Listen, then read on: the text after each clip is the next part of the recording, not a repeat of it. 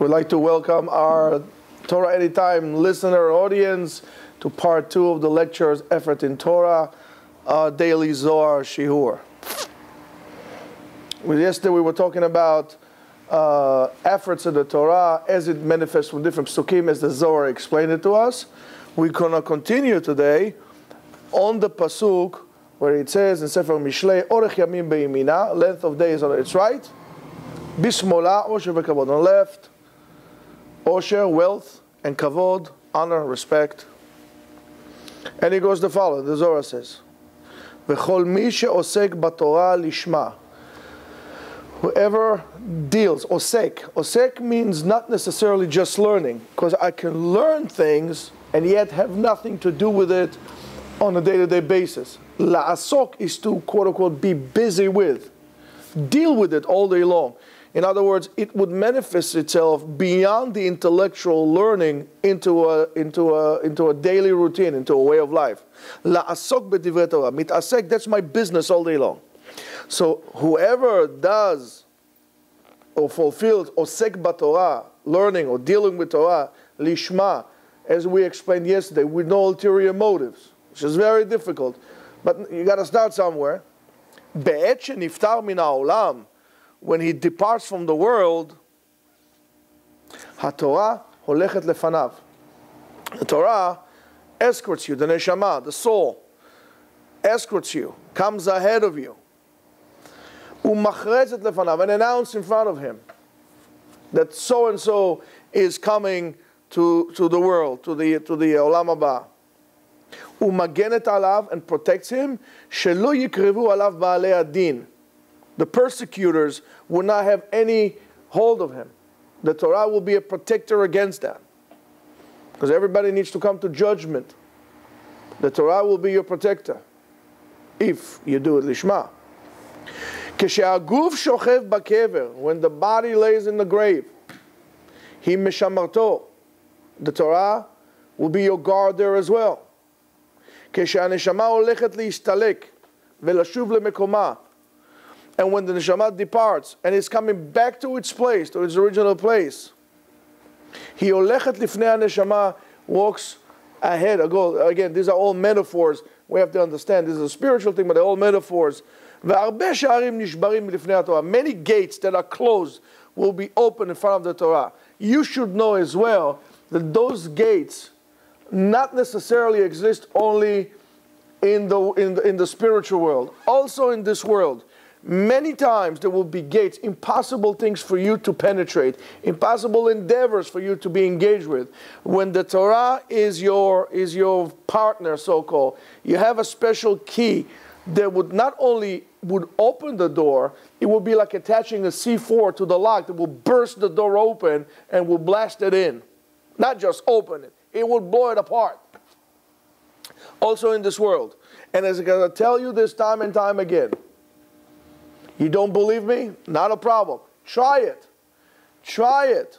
You always complain, we don't see miracles, miracles, the whole entire thing.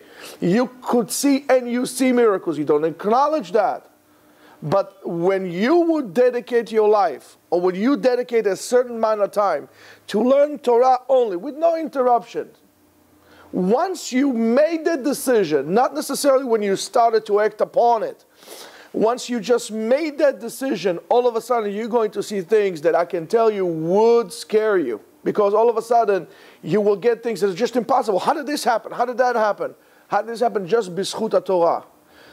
Of course, you got to tap into what you said before. You got to execute what you committed to. But the gates that will be open, it is just like a flood of opportunity that will come upon your way. And the most interesting things, once you dedicate yourself, let's say, for example, you're going to dedicate yourself, I'm going to learn 1 year, morning and night, no interruptions. That's it. That's what I'm going to do. I'm going to learn. Right away, you should know you're going to get the best offers of your life just to be able to divert you from what you committed to.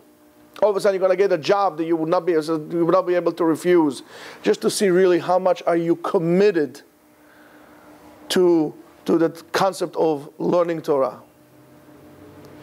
And making a commitment is something we are lacking all along in everything, in most aspects of our lives. Commitment is, I said something and I'm going to stick to it. Of course, We have our own system of beyond that.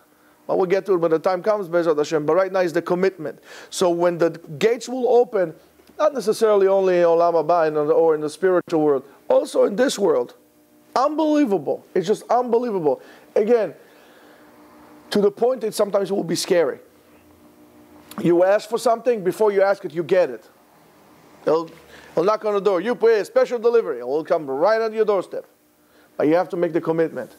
But even more so in the spiritual, Olam HaNeshamot, that's what will happen. The gates will open for you. And those gates refer to a certain curtains or certain barriers that would prevent you to reach greater closeness to HaKadosh Baruch Hu in the spiritual world. This gate. You enter another chamber, and you enter another chamber, and you enter another chamber. And every chamber that you enter, there is a guard there. There's, the Kabbalah talks about it greatly. Every gate, every segment of the spiritual world, there is a guard there that you need to hand him so-called a certain password to allow you to enter the door. The Torah would open it and you just walk in without even an interaction with him. That's what it is, Torah Lishma, without any ulterior motives. And it says, until it would bring the soul to its appropriate place. And that place will be determined based on what you did in this world. Every neshama is drawn from Kisei HaKavod, from under the so-called the holy throne of Hashem. Technically, it should be able to come back there.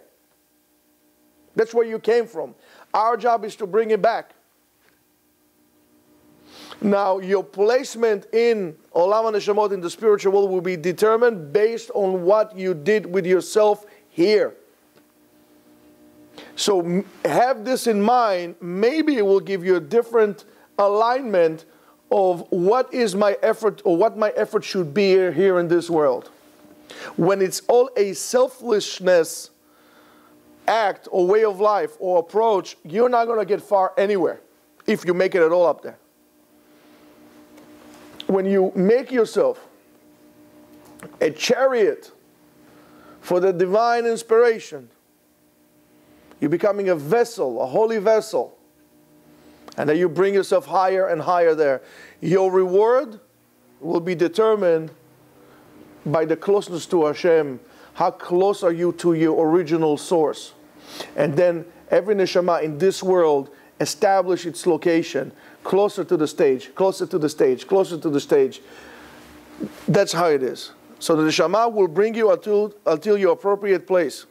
Yet sometimes you will not be able to because of the barriers. In other words, also, when you had decided to learn Torah Lishma for the sake of it, you had removed any kind of a barrier between you and God. You gave your life into His hand. You handed over your life. Since you handed over your life, you are in tremendous closeness to your source, to HaKadosh Baruch Hu. As much as you seek closeness in this world, this is how it would manifest itself in the next world. This is how close you will be. So the more you want to be close to God now, the closer you will be then. And sometimes there will be obstacles. And those obstacles that you are going to face in Olam Haba are the obstacles in which you had chosen this world or prioritized in this world that are more important than what it is really important, which is learning Torah Lishma, to learn Torah and to seek closest to Hashem. At one point, when you said, for example, for me to go to a restaurant is more important to come in to learn, it's not a problem. That's another gate for you in the world to come. You want to do it, it's not a problem. You can do it. It's your choice. It's your life. It's your free choice. That's your responsibility. And in heaven is all about responsibility. In the spiritual world is all about responsibility. Don't claim to be a spiritual person if you're a person that cannot acquire responsibility for his actions and decisions. It just doesn't work like this. It's first stage in becoming spiritual is becoming responsible. And the Torah, at that time, the Torah stands on near the person when he was going to wake up the Tchiyat HaMetim. In other words, the Torah is like the chip that when the signal comes from above, resurrect the dead. You need the transmitter chip, the chip that receives the telephone call from above. This is your card, your SIM card, your heavenly SIM card, is that Torah is going to stand there for you. Guess what? No Torah in you, no Ma'asim Tovim in you, you're just not receiving. And that Torah melamedet zchut alav. We speak in favor of this person, that he's going to be worthy. He's going to send a beacon all the time, like a beacon of distress. You know, when you want to know, you put like a little chip into somebody, and all the time we know it's there. Beep, beep, beep, like this all the time. That's what he's going to get. I'm still here. I'm still here. I'm on location. I'm still on the map. Don't worry, I'm here. That's that beacon is the Torah. And וזה שכתוב, this is written in Sefer Mishlei as well, בהתרחך תנחה אותך. When you walk, when you're going to be on the path, it's going to be your guide.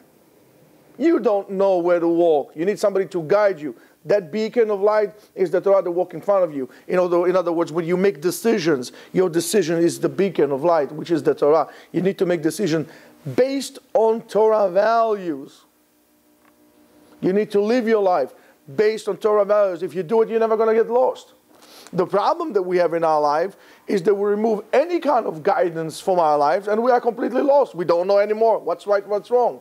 It's the complete example of chaos because of Etz Hadat. Lack of ability to determine what's right and what's wrong, to the point that sometimes we see it completely opposite. You want to know what's right and what's wrong? Not a problem. How the Torah views it. Then go with it. You're not going to be wrong. They're not going to be wrong. And the Torah also would guide you, so therefore also, so therefore when you die as well, the Torah will guide you at the moment of passing out of the world, will guide you. You're not going to be alone, because all of a sudden you're in a different situation. You were an entity made out of spiritual and physical. Now we separated apart. The body stays here. The spirit is lonely, doesn't know where to go. How are we going to guide it? The Torah will guide you. B'shochvecha tishmor alecha. When you're going to rest, it's going to take over you, protect you. B'sha'ah she'aguf shochev b'kever, at the time when the body rests in the grave. Ki az bazman ha'u nidon haguf b'kever. At that moment, the body is being sentenced in the grave. The Torah will protect you. It'll have a coating on you that don't worry, it's going to be okay. V'atorah megina alav v'akitzotah hi tesichecha. When you wake up, it's going to talk to you. So-called. It's going to guide you as well when you resurrect, when you wake up. At the time there's going to be resurrection of the dead, right? It's going to talk to you. The Torah will speak about you, and it's going to say, okay, this guy is a good guy, it's a good investment. Let him up. And that's what's going to be. May they all be married, that we all be zocheh lilmod Torah lishma, lilmod, lelamed, lishmor, la'asot u'lekayem. Well, the whole purpose of learning is to teach in order for us to be mekayem, fulfill the laws of the Torah, and be'ezrat Hashem we shall all be zocheh lakum b'tchiyat hametim. Amen. Ken yeh ratzon.